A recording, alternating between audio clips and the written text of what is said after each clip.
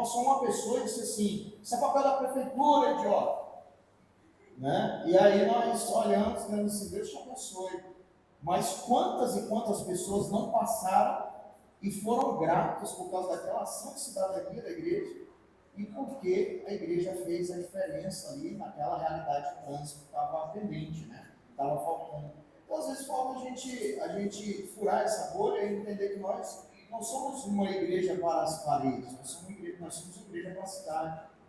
Então, essa realidade é uma realidade que tem sido desafiadora para esse tempo, e às vezes a gente não precisa gastar muito, a gente não precisa de uma estratégia mirabolante para se conectar com a comunidade.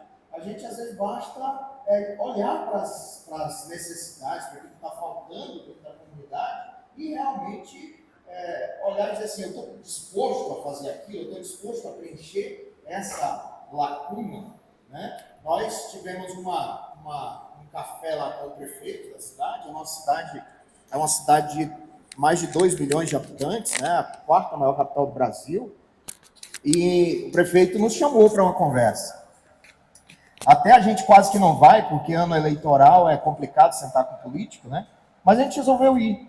E lá nessa conversa ele falou muito sobre uma igreja assistencialista. Ele falou assim: é o papel da igreja cuidar do dependente químico. Essa realidade. Ei, tá bom aí? Saiu? Aqui eu acho que faltou.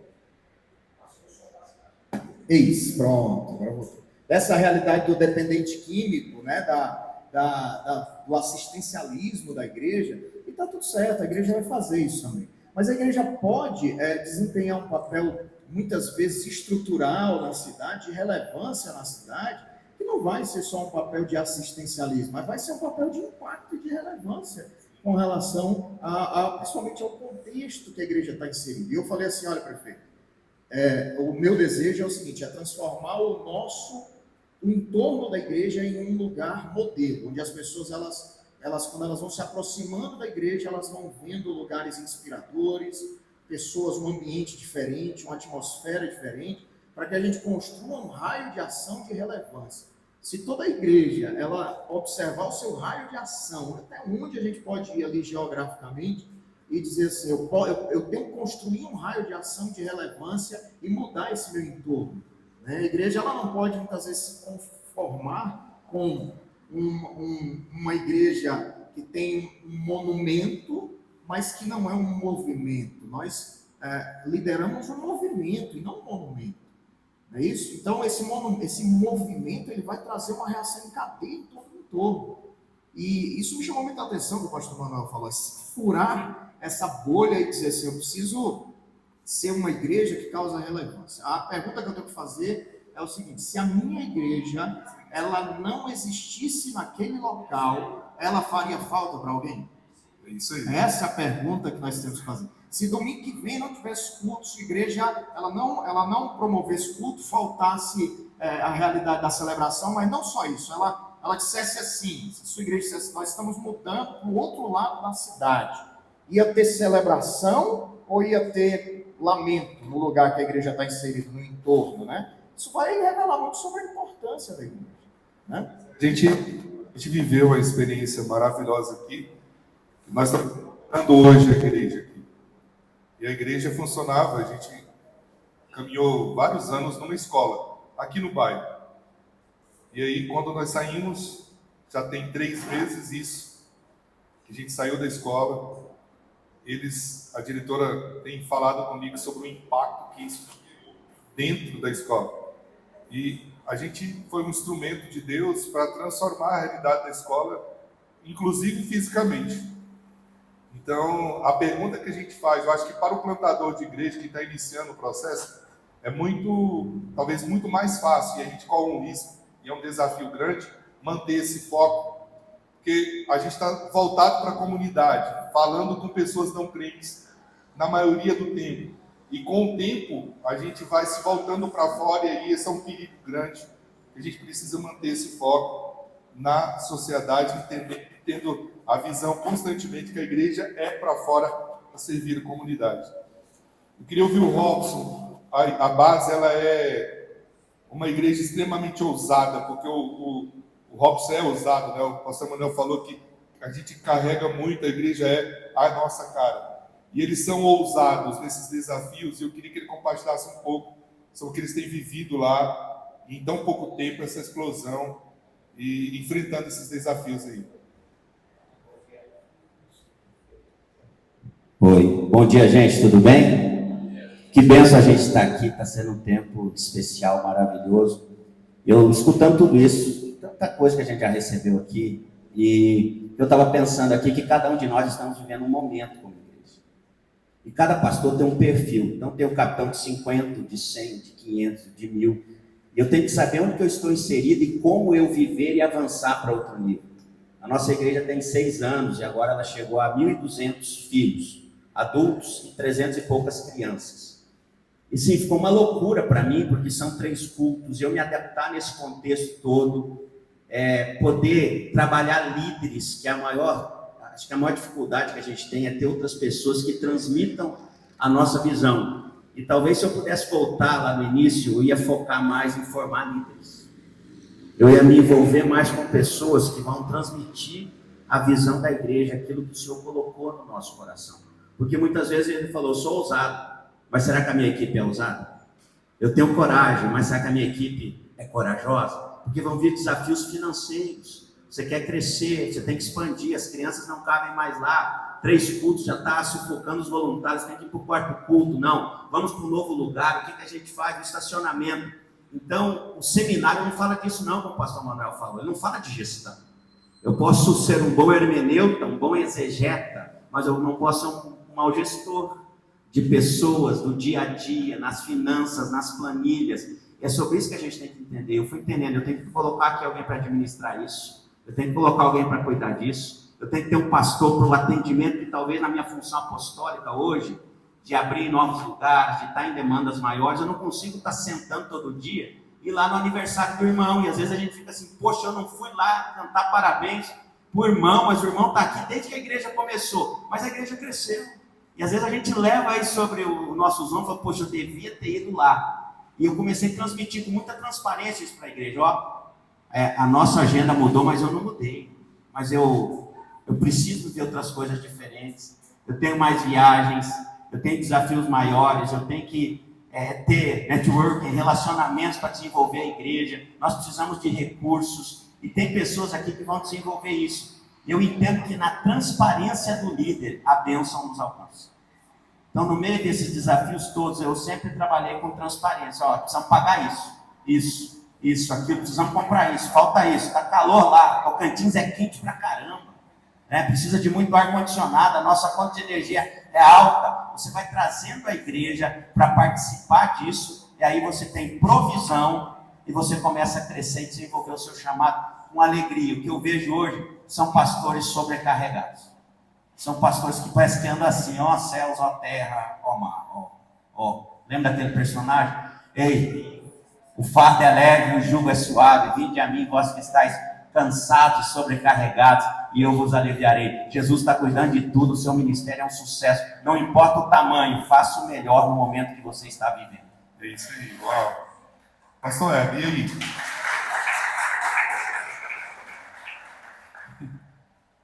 Bom dia, queridos. Bom dia. Eu estava aqui ouvindo meus amigos e pensando, hoje o meu maior desafio não é nem a igreja que eu pastorei, eu acho que sou eu mesmo.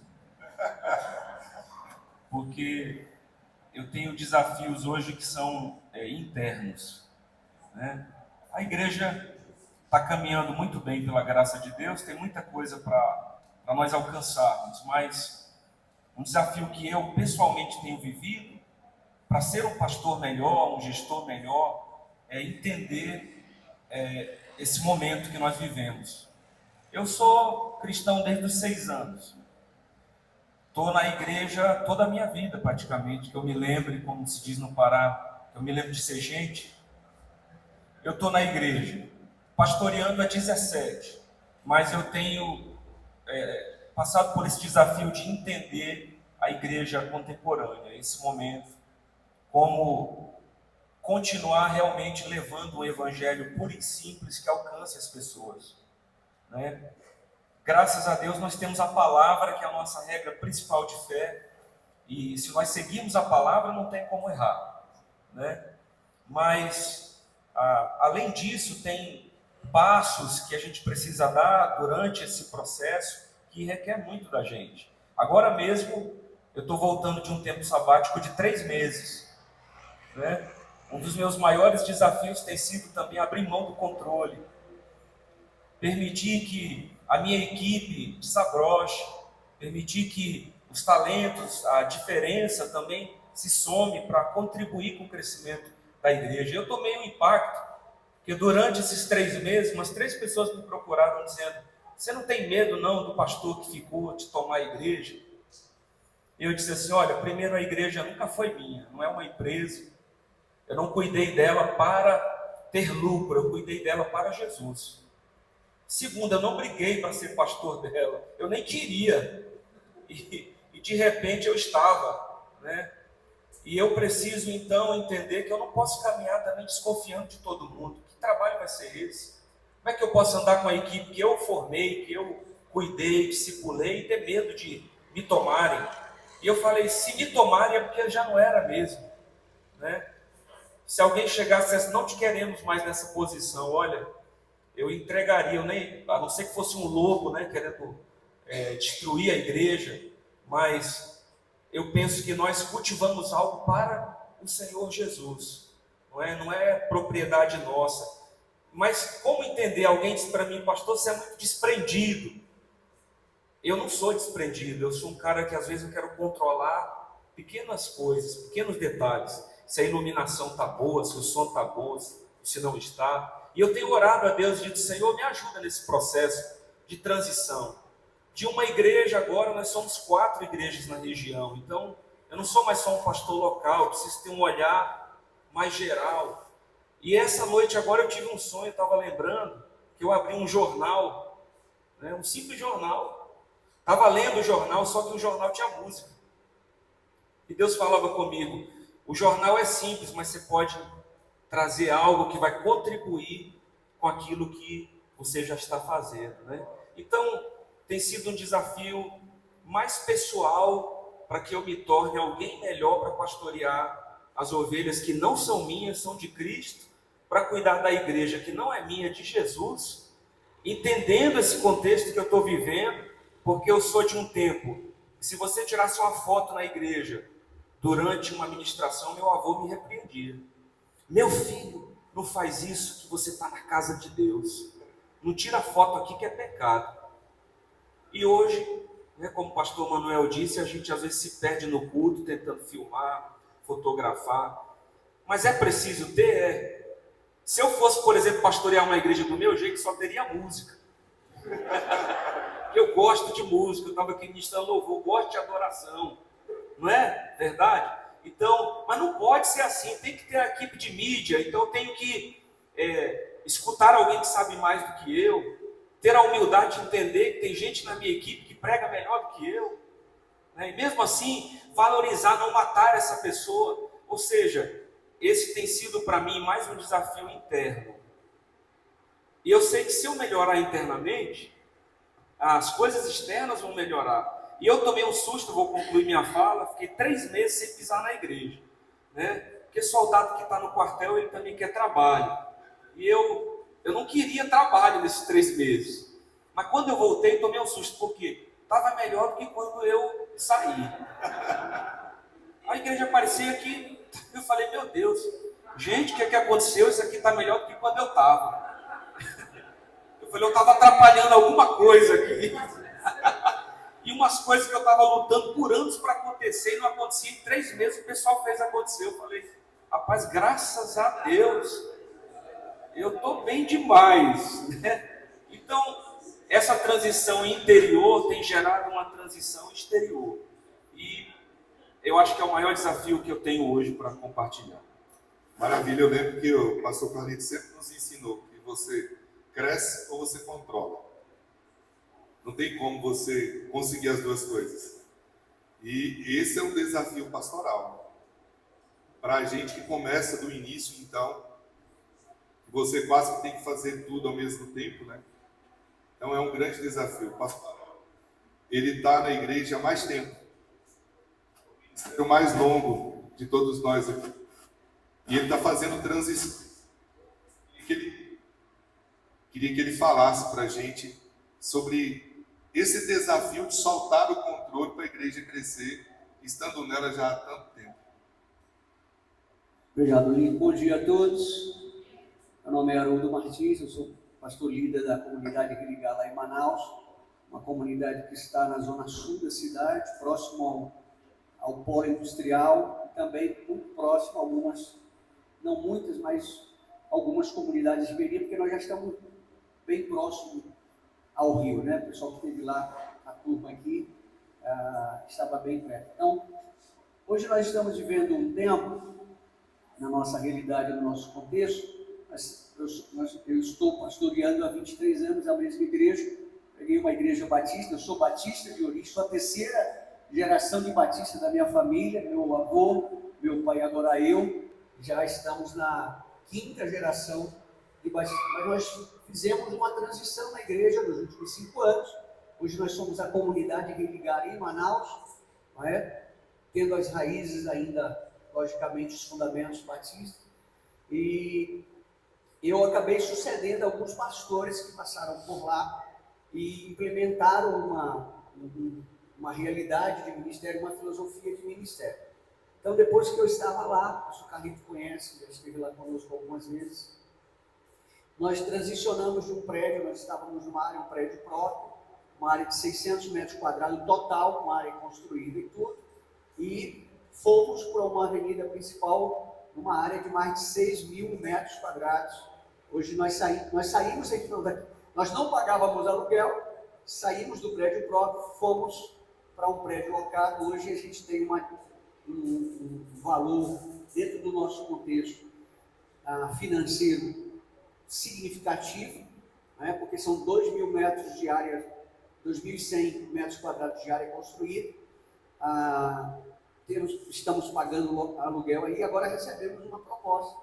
O valor da propriedade hoje custa 6 milhões de reais e agora voltando a gente vai fazer mais uma tratativa e uma possibilidade de adquirir a propriedade, né, fazer uma proposta para eles. Então, pelo fato de estarmos próximos da zona industrial e da zona ribeirinha, a gente viu aí uma possibilidade muito grande de fazer uma incursão junto às empresas, às indústrias do polo industrial e também ajudar. Agora nós tivemos uma última ação, como um ato de bondade, em que nós ajudamos quase 200 famílias por conta da grande estiagem que aconteceu em Manaus, né, na verdade quase na Amazônia toda, a maior estiagem da história do norte do Brasil. Né? Para você ter uma ideia, né, a gente diz que o Amazonas é a cidade das muitas águas e é extremamente abundante em água. A coisa secou. Se andava em braços do rio Amazonas, se andava em terra.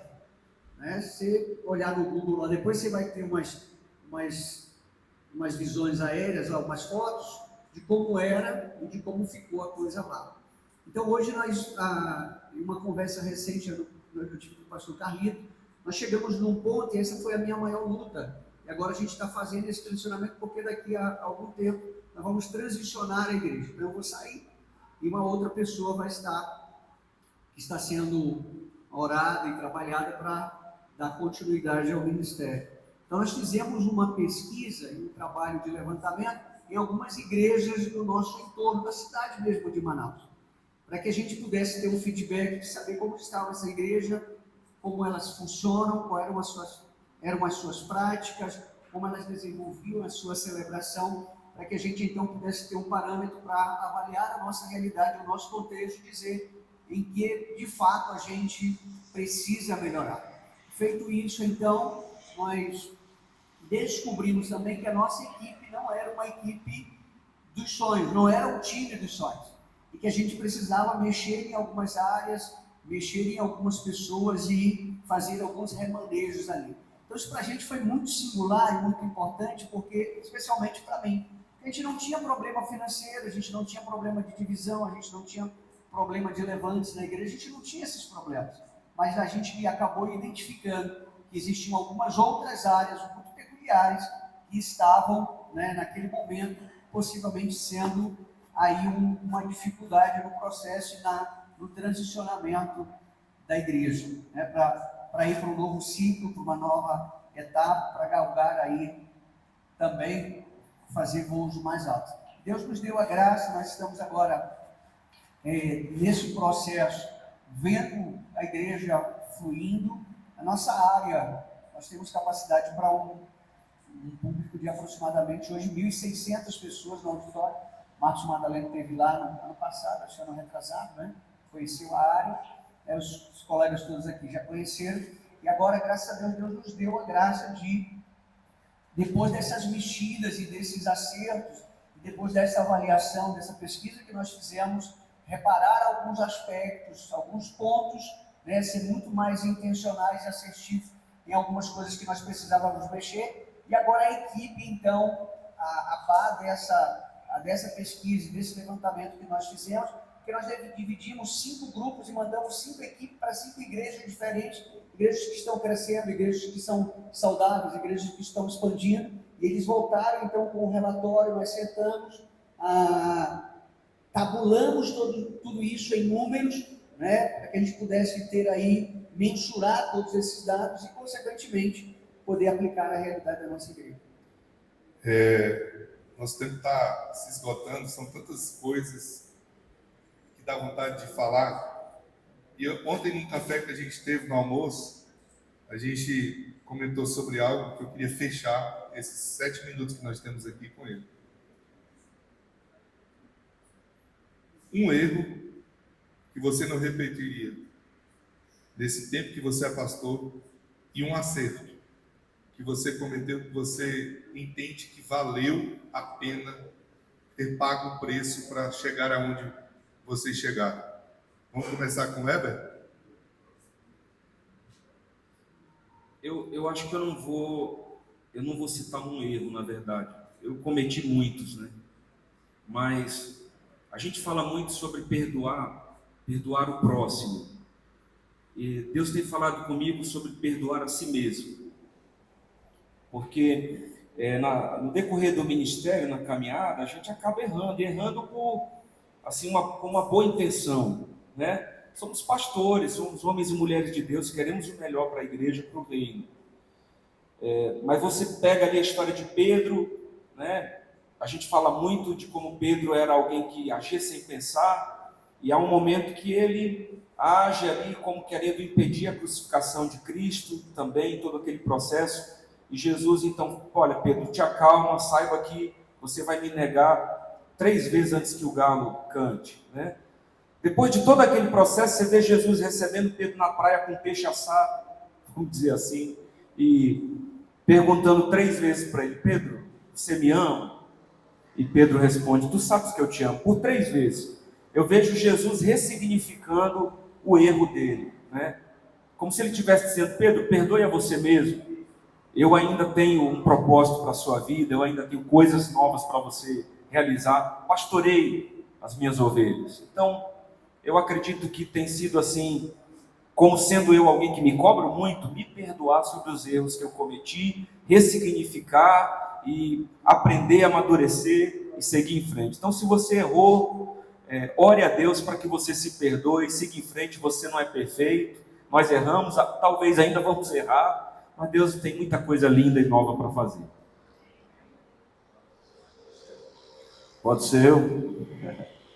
Queridos, eu sei que aqui tem bastante pastores, bastante famílias, pastoras, e um dos erros, eu tive uma experiência com Deus alguns anos atrás, um dos erros que eu cometi, e eu ouvi de Deus bem forte algo, e mudou a minha vida, ministério, tudo, foi promover pessoas estranhas e exigir demais das pessoas de casa. O que é isso? Promovi, eu ouvi de Deus assim, eu estava me sentindo culpado em empoderar os meus filhos. Eu tenho 2 filhos, uma filha de 25 anos e um filho de 22. E eu estava me sentindo culpado em empoderar eles no ministério. E cobrei demais deles no ministério. E aí eu ouvi de Deus uma frase assim que mudou algumas coisas dentro de mim. Que a frase foi assim: Todos esses anos você empoderou órfãos. E por que você não pode empoderar os seus filhos biológicos? Aquilo me curou, aquilo me libertou. Então é um erro, às vezes, nós aliviarmos para quem chega e de repente começa a exigir dos da casa. Eu estava observando aqui o seu filho, pastor Lincoln, ele sentadinho ali na mesa. Eu falei assim, que trabalho duro ser filho de pastor, né? Num sábado de manhã já tem que estar na reunião de pastores ali.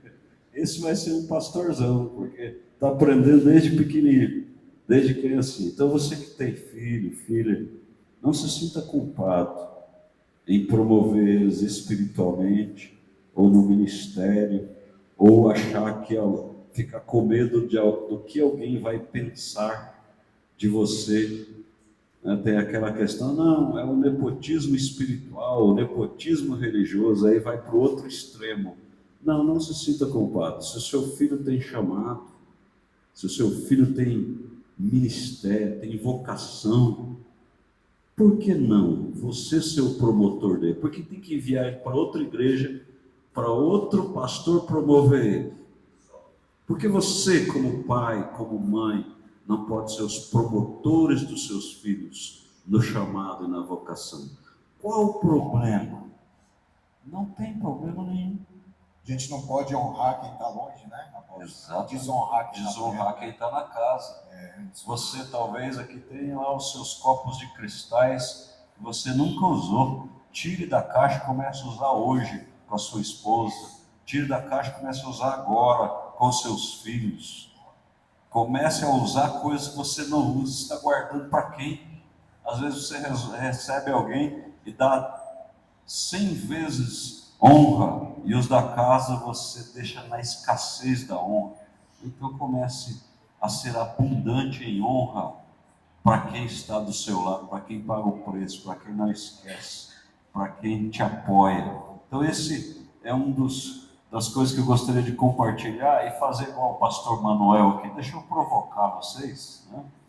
E usar o discurso dele. Ele já explicou o que é a provocação no bom sentido, então deixa eu provocar no bom sentido. Eu estou numa fase de me colocar na vida como aquele que discerne, aquele que faz a leitura do que é prioridade na vida. E o que é prioridade na vida para um líder hoje? Influência, experiência ou relacionamento? O que é mais importante para você? Influência, experiência ou relacionamento? Só provocando vocês, já usei todo o tempo dos amigos aqui. Gente, obrigado. A gente gostaria de ter mais tempo para compartilhar outras coisas. Vamos ter essas oportunidades, se Deus quiser. Obrigado por repartir. Espero que isso possa ter contribuído para você. Mantenha o foco na visão. Eu queria dar só um conselho para você. Persevera. A perseverança é a maneira da gente colher os frutos. Siga em frente. Paga o preço, você vai colher os frutos. Deus abençoe. Vamos dar uma salva de palmas para eles aqui. Obrigado.